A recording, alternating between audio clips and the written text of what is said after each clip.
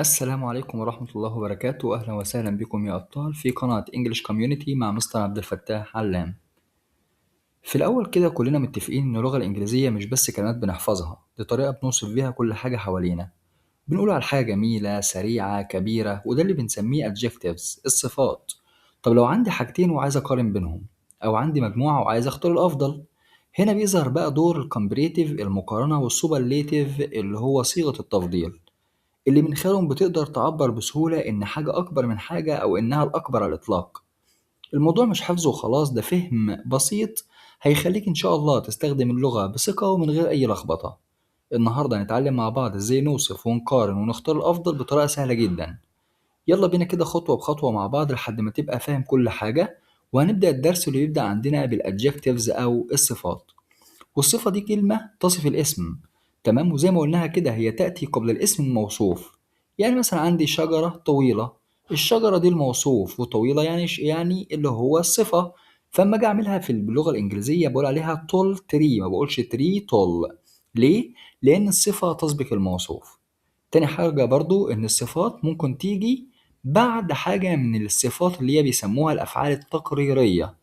زي مثلا ممكن نلاقي كلمة بي أو لوك أو سيم appear sound test feel smell إلى آخره. الأفعال دي اسمها تقريرية، بيجي بعديها الصفة عادي جدا. you look miserable أو miserable، يعني أنت شكلك بائس مثلا. في صفات ما بنستخدمش لو تستخدم قبل الاسم مطلقا، تمام، اللي هي مين؟ أفرد awake asleep alone alight alive. الحاجات دي كلها لا تستخدم قبل الاسم. فما نيجي نبص هنا the boy that was asleep smiled nicely، تمام. هنا ما حطيناهاش مثلا نقول asleep boy. ليه؟ لأن الحاجات دي صفات لا يمكن أن تأتي قبل الاسم عشان توصفه، ولكن عادي جدا بنستخدمها بعد فيرب تو بي عشان تكمل الجملة. ناخد بالنا برضو ان الصفة اي دي، الصفة اللي فيها اي دي ده معناها شاعر بالصفة، انما الصفة اللي فيها ان جي ده معناها المسبب نفسه، تمام، الشخص نفسه اللي عمل كده. فممكن نقول this dog looks frightened، الكلب يعني شكله حاسس بايه بالخوف او الرعب، تمام. فهنا حط لها اي دي ليه؟ لانه شاعر بالصفة. انما لو هنقول this dog looks frightened حط لها اي ان جي، فده معناها ان الكلب ده هو الاساس، هو اللي مسبب الخوف ده، تمام.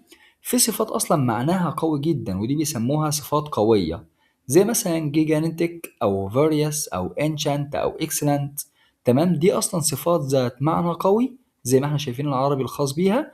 وفي صفات تأتي مع الدرجة التالية قبل الصفات القوية. يعني ممكن نستخدم حاجة من الحاجات الصفات القوية دي بس يكون قبلها حاجة من دول، زي مثلا absolutely أو utterly أو entirely completely really. هنيجي نبص هنا how was utterly various، فلما يجي مثلا نلاقي various اهو وتحط عليها كلمة من الصفات الدرجات التالية، تمام. يبقى أنا عندي كده حاجات صفات قوية بيأتي بعدها بعض الصفات الدرجة دي، تمام. طيب في عندنا حاجات اسمها صفات مطلقة ودي لها معنى مطلق. يعني ايه؟ يعني حاجة مش محتاج اصلا لها وصف او معنى، زي مثلا كلمة ديد، زي كلمة مين، فاينل، امتي، بيرفكت، يونيك، فريزنج، كومبليت. الحاجات دي كلها ذات معنى مطلق، لا تستخدم اي ظروف درجة قبل الصفات المطلقة. بمعنى ان انا مش هوصف حد اقول مثلا ديد مان الرجل الميت، لا، فممكن نقول my grandparents are dead، أجدادي ماتوا أو ميتين. فمش هقول مثلا أجدادي الموتى. ليه؟ لأن الصفات دي أصلا ذات معنى مطلق ما بيجيش مع ما بيجيش مع الصفة والموصوف. غالبا لا يمكن أن أستخدم الصفات المطلقة في المقارنة والتفضيل، زي ما اتفقنا الحاجات دي ما ينفعش نحطها فين؟ في مقارنة أو تفضيل. هناخد بالنا بس إن إحنا عندنا الصفات نوعين، هما المفروض ثلاثة. صفات قصيرة ذات مقطع واحد زي مثلا كلمة tall big happy، وصفات طويلة ذات أكتر من مقطع زي كلمة important enormous أو expensive، لها أكتر من مقطع، تمام. عايز أعملها مقارنة، أعملها إزاي؟ ناخد بالنا بس إن أنا دلوقتي لو عايز أعمل مقارنة ما بين اتنين ولا أكتر من اتنين اللي هي الكمبريتيف ولا السوبرليتيف. لو عايز أعمل مقارنة ما بين اتنين الصفات القصيرة أحط لها er than، زي مثلا محمد is tall، tall دي صفة قصيرة فأحط لها er than وأحط الاسم التاني، تمام. طب لو صفة طويلة وعايز أعملها ما بين اتنين ممكن نستخدم more صفة than أو less صفة than. more صفة than أو less صفة than. يبقى أنا كده أول حاجة لما أجي أعمل مقارنة ما بين شيئين صفة قصيرة er than، والصفات الطويلة ما بين اتنين more صفة than أو less صفة than. ناخد بالنا بس بعض الامبورتنت نوتس كده، الحاجات المهمة شوية. ممكن نحدد مقدار الصفة المقارنة. لو كانت الصفة كبيرة ممكن نحط قبلها much أو far أو a lot أو even. ولو كان الفرق ما بين الدرجة بتاع الصفة صغير فممكن نستخدم a bit أو a little أو slightly. تمام؟ يبقى أنا كده المقدار بتاع الصفة اللي أنا عايز أعمله، لو الفرق كبير هستخدم حاجة من دي، ولو الفرق صغير ممكن نستخدم حاجة من الحاجات دي. تمام؟ ممكن نستخدم حاجة اسمها ذا اللي هي كلما ذا بنحط صيغة مقارنة. الجملة التانية ذا صيغة مقارنة زي مثلا the more I study كلما درست أكثر the higher marks I get كل ما ذاكرت أكتر هجيب درجات أعلى، فاسمها كلما. لما اجي اقارن ما بين شيئين من نفس النوع عادي جدا ممكن استخدم ذا صفه اي ار اوف ذا تو زائد الاسم عادي. ما دام عندي المصطلح ده على بعضه كده اللي هو اوف ذا تو وبعدها الاسم ممكن احط ذا صفه المقارنه اي ار من غير ذان. تمام؟ ناخد بالنا برضو ان احنا ممكن ما نستخدمش اصلا ذان مع صفات المقارنه في الحالات الاتيه، زي مثلا قلنا عدم وجود الطرف الثاني بعد صفة المقارنة. محمد إز، أنا مثلا دلوقتي عندي محمد إز، لو هنعملها مقارنة عادية هنقول محمد إز taller than أحمد، ولكن هنا قطع الجملة بكلمة بط، ده معناها ما حطش الاسم بعدها على طول بعد صفة المقارنة، فساعتها مش هحط زان ولا اي ار، ساعتها هقول محمد is tall but أحمد is taller. طيب لو لقينا كلمة get برضو ما بنحط الزان. مريم is getting more intelligent فكملنا الجملة عادي جدا. طيب في المقارنة الضمنية تمام التي يكون فيها الطرف الثاني معلوم لدى المستمع I want a smarter phone، أنا عايز تليفون أذكى أو أفضل من ده. تمام؟ مع كلمة which برضو ما بنحطش كلمة زان. which is taller من الأطول علي علي أور محمد. فلما لقينا كلمة مثلا كلمة which ما بنحطش برضو مين؟ ما بنحطش اي ار زان، بنحط اي ار بس. يمكن تكرار نفس صفة المقارنة عشان نأكد المعنى. فأنا مثلا لو قلت مور أند مور فده معناها أكثر وأكثر صعوبة أو سهولة على حسب المعنى. ممكن نستخدم، قالك مش هنقدر نستخدم كلمة مور قبل الصفة القصيرة، ولكن ممكن نستخدم ليس عادي جدا زي مثلا علي أو عادل is less happy than علي. تمام؟ فهنا استخدم less happy than. تمام؟ إنما ممكن مور نستخدمها سواء قصيرة أو طويلة عند مقارنة صفتين لنفس الشيء أو الشخص. أنا دلوقتي عايز أقول هو واحد بس عنده صفتين، فممكن أقول he is more lazy than stupid. هو يعتبر كده هو كسول أكتر من إن هو غبي، فهنا هوصف حاجتين لشخص واحد مش هوصف شخصين، فده معناها ممكن استخدم مور صفة عادي جدا ما بين اتنين مش هتفرق معانا.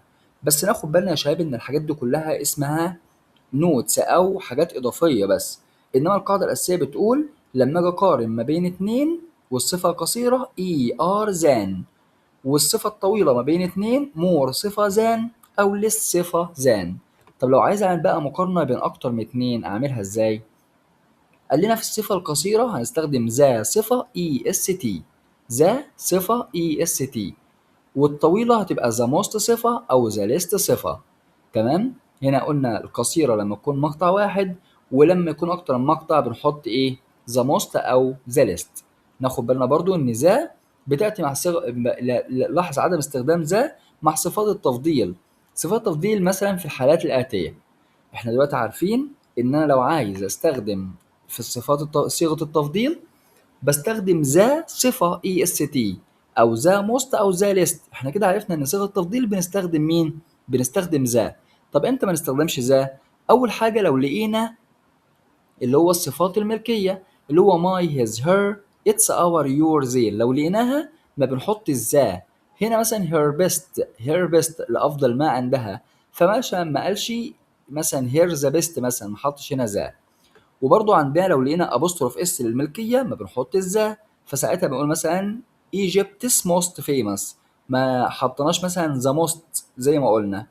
وبرضو لو لقينا اعداد ترتيبيه زي مثلا first second third fourth last اي حاجه ما بنحط الذا، بنحط الاي اس تي على طول. ممكن نستخدم most بدون ذا، ده لما تكون بمعنى very جدا فهنا مثلا ممكن نقول most beautiful يعني جميلة جدا.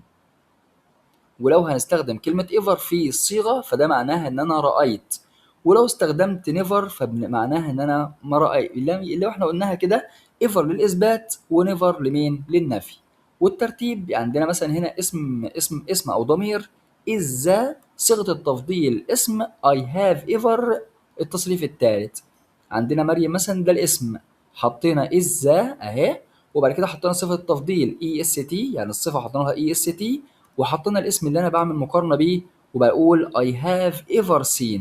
لما هنيجي نبص على never هنلاقي بنبدا ب I have never ونحط التصريف الثالث او ان حاله مقارنه اسم than وبنكمل الجمله. I have never met I have never حط بعدها التصريف الثالث، الجمله الثانيه حط بعدها وبعد كده more beautiful اللي هو حاله المقارنه، وكمل عادي جدا than مياده وهكذا. تمام. في بعض برضو اللي هو النقاط الإضافية كده، زي مثلا كده عندنا older و oldest، وعندنا elder و eldest. إيه الفرق ما بينهم؟ بالنسبة للإلدر بتستخدم للحاجات الخاصة بنطاق الأسرة، أخويا وأختي وأبويا وأمي وجدي وجدتي. إنما لو حد بقى مقارنة بعيدة عن العيلة فبنستخدم older. فأنا كده عندي elder في نطاق العيلة زي مثلا sister أو brother أو father، وolder لما يكون أي حاجة خارج نطاق العيلة. تمام؟ ايه الفرق بين كلمة farther وفارسر؟ يعني الاتنين واحد اصلا، ولكن هنا بحرف الاي والتانية بحرف اليو. بحرف الاي عند مقارنة المسافات، ولكن بنستخدم فارسر باليو بمعنى اكثر من ذلك او اضافي. يعني مثلا ممكن نقول ان اسكندرية مثلا بعيدة، تمام، فساعتها استخدمت فارسر. واتكلم مثلا على مرسى مطروح مثلا، فهقول فارسر بمعنى اكثر بعدا من مين؟ من اسكندريه او شرم الشيخ وهكذا. كلمه فارسر بيجي بعدها حرف الجر from، انما كلمه nearest بيجي بعدها حرف الجر to. تمام. طيب ممكن نستخدم الصفات دي بنستخدمها عادي جدا زي مثلا كلمه so او such او to او enough. بنكمل بقى الجمله زي نفس التركيب ده. so بيجي بعدها صفه ذات زائد باقي الجمله، such a او an صفه اسم مفرد ذات باقي الجمله، to صفه to زائد المصدر باقي الجمله، صفة enough to زائد المصدر وباقي الجملة. تمام. كده احنا خدنا او سريعا كده نفكر بعض وقلنا ان احنا عندنا لما اجي بقارن الصفات، والصفات حاجتين، يا اما قصيرة يا اما طويلة. القصيرة ما بين اتنين than واكتر من اتنين ذا صفة est، والطويلة ما بين اتنين more صفة than او less صفة than، واكتر من اتنين ذا most صفة او ذا least صفة. آخر نوع بقى عندنا اللي هو الصفات الشاذة، ودي تحفظ كما هي: bad worse worst، far farther farthest، good better best، little less least، many أو much more most. تمام، دي تحفظ كما هي، دي ملهاش قاعدة. ناخد بالنا بقى لو أنا عايز أعمل صيغة تساوي الاتنين قد بعض بستخدم as صفة as. تمام. أو أنا بقول مثلا الاتنين مش قد بعض فبستخدم not as أو so صفة as. ممكن استخدم المصطلح التاني the same as برضو يبقى نفس الشيء وهكذا. فانا ممكن اعملها احط الطرف الاول am with و are the same والاسم as الطرف التاني، او ممكن اقول الطرف الاول والطرف التاني am with و are the same والاسم في الاخر ده برضو هتبقى بنفس الشيء او نفس التساوي. تمام. يبقى احنا كده عرفنا الصفات، وعرفنا ازاي اقارن ما بين القصيرة وبين الطويلة، وعرفنا ازاي اصلا التساوي وبعض النقاط الاضافية.